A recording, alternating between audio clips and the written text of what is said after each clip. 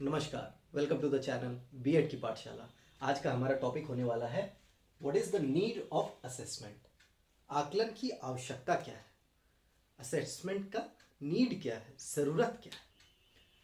उसमें आज हम लोग पढ़ेंगे in reference to the student और with reference to the teacher. Start करने से पहले मैं एक रिक्वेस्ट कर दूं, अगर वीडियो आपको हेल्पफुल लगे तो वीडियो को लाइक करें, शेयर करें और चैनल को सब्सक्राइब करें। चलिए शुरू करते हैं। What is the need of assessment, आवश्यकता आखिरकार है क्या, किसके लिए। In reference to the student, in reference to the student का यहाँ पर मतलब है कि वह स्टूडेंट के लिए, एक विद्यार्थी के लिए कैसे बेनिफिशियल है, उनको कैसे हेल्प करती है असेसमेंट, उसको समझते हैं। तो जब असेसमेंट किसी स्टूडेंट का होता है तो उससे पता क्या चलता है, व्हाट डू स्टूडेंट्स नो, मतलब एक जो बच्चा है, जो छात्र है, उसको क्या आता है। जैसे एज टीचर जब हम लोग पढ़ाना शुरू करते हैं किसी भी चैप्टर को, तो हम लोग यह देखते हैं कि जो बच्चे हैं हमारे क्लास में, उनका पूर्व का ज्ञान क्या है, उनका प्रीवियस नॉलेज उस चैप्टर से रिलेटेड है क्या। तो वही है कि जब हम असेसमेंट करते हैं तो हमें पता चलता है कि बच्चों को क्या क्या चीज़ें जो है वह आती है पहले से। What are the interest of students. मान लिया जाए कि बच्चों का असेसमेंट किया जा रहा है कि उनसे अलग अलग सब्जेक्ट्स में पढ़ा करके देखा जा रहा है, या एक टेस्ट प्रिपेयर कर लिया गया जिसमें सारे सब्जेक्ट्स के क्वेश्चन हमने इंक्लूड कर दिए हैं। और उस टेस्ट को जब बच्चे ने लिया, जब उस टेस्ट को लेने के बाद पता चला कि बच्चे का जो इंटरेस्ट है, किसी बच्चे का मैथ्स में ज़्यादा इंटरेस्ट है, किसी का सोशल साइंस में ज़्यादा इंटरेस्ट है, किसी का साइंस में ज़्यादा इंटरेस्ट है, किसी का हिंदी में ज़्यादा इंटरेस्ट है।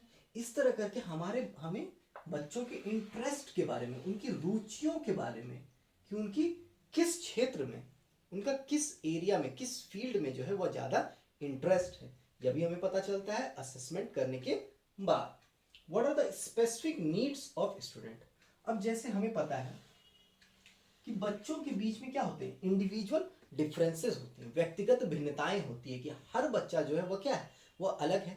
कोई बच्चा ऐसा नहीं है जो सेम है, मतलब जो पूरी तरीके से कहा जाए कि बराबर है, इक्वल कोई नहीं है।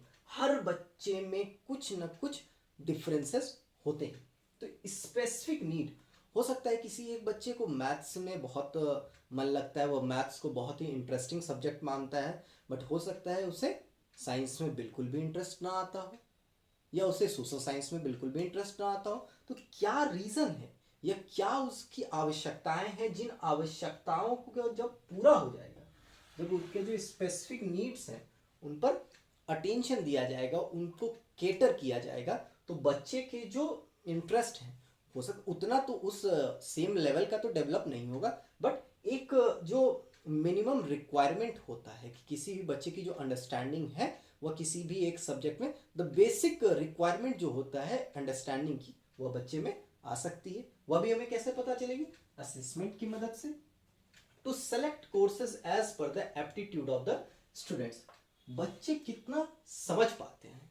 किसी भी चैप्टर को अगर हम लोग पढ़ा रहे हैं तो बच्चे उसको कितना डेप्थ में समझ पा रहे हैं, उसको कितना अपने अंदर ग्रास्प कर पा रहे हैं, उसके हिसाब से जब हम असेसमेंट करेंगे on the basis of their aptitude, जब हम असेसमेंट करेंगे तो हमें यह पता चलेगा कि बच्चे का जो इंटरेस्ट है या बच्चे की जो समझने की क्षमता है वह क्या है। और फिर उसके बेसिस पे हम लोग क्या कर सकेंगे, सिलेक्शन ऑफ कोर्सेज, हम लोग क्या कर सकेंगे, कोर्सेज को सिलेक्ट कर सकेंगे, ऐसे कोर्सेज को बना सकेंगे जो बच्चे अच्छी तरीके से समझ पाए, referring to their individual needs और referring to their specific needs. Next point देखते हैं, to make appropriate classification of students. Appropriate classification यह क्या होता है, जैसे आपने देखा होगा, या हो सकता है कि आपके साथ भी, या आपके जब आप स्कूल में पढ़ते होंगे तब आपके साथ हुआ हो, कि जो एक बहुत पढ़ने वाला बच्चा है, जो एक मान लिया जाए जो रैंकर है, जिसको रैंक आता है, और आप एक बहुत एवरेज स्टूडेंट हैं, और आपको उस बच्चे के साथ बिठाया जाता है। क्यों बिठाया जाता है, ताकि आप उस रैंकर, सो कॉल्ड रैंकर के जो गुण होते हैं, या वह कैसे पढ़ाई करता है, या वह कैसे चीज़ों को समझता है, या क्लास में वह कैसे बैठता है, इन चीज़ों को आप क्या कर पाए, समझ पाए, उनको सीख पाए। तो इसके लिए क्या होता है, इसको कहते हैं to make appropriate classification of students, कि आपकी क्या अंडरस्टैंडिंग लेवल है, या आप कितने चीज़ों को किस लेवल तक समझ पाते हैं। इन चीज़ों को का कैसे पता चलता है, असेसमेंट की मदद से। नेक्स्ट हम लोग देखते हैं with reference to the teacher, मतलब अब टीचर के लिए जो है ये असेसमेंट आखिरकार कैसे यूजफुल होता है, ये जो आकलन है वह एक शिक्षक के लिए कैसे फायदेमंद होता है। पहला पॉइंट देखते हैं, तो identify the skill, ability and learning potential of students. क्या पता लगाने के लिए, स्किल का पता लगाने के लिए, उनके कौशलों का पता लगाने के लिए, उनकी क्षमताओं का पता लगाने के लिए, और उनकी क्या लर्निंग पोटेंशियल है, वह जो सीख रहे हैं उनकी क्या अधिगम क्षमता है, किस हद तक बच्चे सीख सकते हैं। तो इन चीज़ों का पता कैसे पता चलेगा एक टीचर को, जब वो असेसमेंट करेंगे तो पता चलेगा कि बच्चे में क्या गुण है, क्या स्किल है, किन चीज़ों को वह बेहतर ढंग से विदाउट स्कैप फोल्डिंग वह किन चीज़ों को कर लेता है। विथ स्कैप फोल्डिंग जब हम लोग कुछ मदद करते हैं उसकी, तब उसमें क्या एबिलिटी है, और उसके क्या लर्निंग पोटेंशियल है, किन चीज़ों को वह सीख सकता है। अगर उसकी थोड़ी सी भी मदद की जाए तो वो किन चीज़ों को बहुत ही आसान ढंग से सीख पाएगा, इसका भी पता हमें कैसे चलता है, through the assessment. Next point है to select the teaching method. बहुत सारे टीचिंग मेथड होते हैं, ऑब्जर्वेशन मेथड हो गया, लेक्चर मेथड हो गया, क्वेश्चन आंसर मेथड हो गया।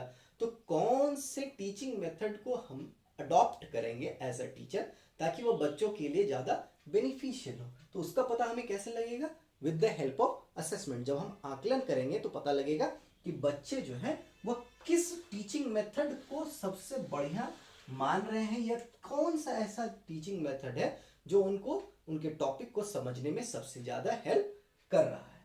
नेक्स्ट पॉइंट है to arrange for new classes. Arrange for new classes का मतलब हो गया, जैसे किसी कोई एक बच्चा है जिसे कोई एक सब्जेक्ट में कोई टॉपिक समझ में नहीं आता है, उसे एक एक्स्ट्रा क्लास दे करके उसकी अलग से हेल्प करके हम मदद कर सकते हैं। कैसे करेंगे, जब असेसमेंट करेंगे तो बच्चे को पता चलेगा कि बच्चे ने कितना हद तक सीखा, और क्या उसके क्या है स्पेसिफिक नीड्स हैं। स्पेसिफिक नीड्स क्या है बच्चे के, उसके अकॉर्डिंग हम लोग प्रिपेयर कर सकेंगे फॉर एन एक्स्ट्रा क्लास। ठीक है, नेक्स्ट पॉइंट पे देखते हैं to know the individual needs of student, कि बच्चों के इंडिविजुअल नीड्स क्या है। वो हम लोगों ने क्या देखा था कि वो एक स्टूडेंट के पर्सपेक्टिव से, एक बच्चे के पर्सपेक्टिव से क्या फायदेमंद है।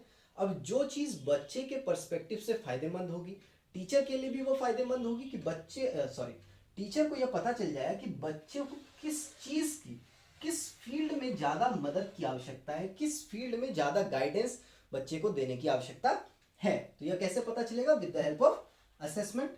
नेक्स्ट है for development of teaching material. बहुत सारे टीचिंग मटीरियल्स होते हैं, टीचिंग एड्स होते हैं।